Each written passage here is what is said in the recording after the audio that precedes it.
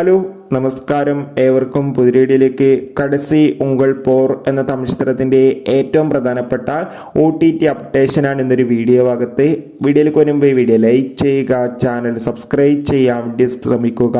Hip hop Tamil ആദ്യ പ്രധാന വേഷത്തിലെത്തിയ തമിഴ് ചിത്രമായിരുന്നു കടസി ഉങ്കൾ പോർ.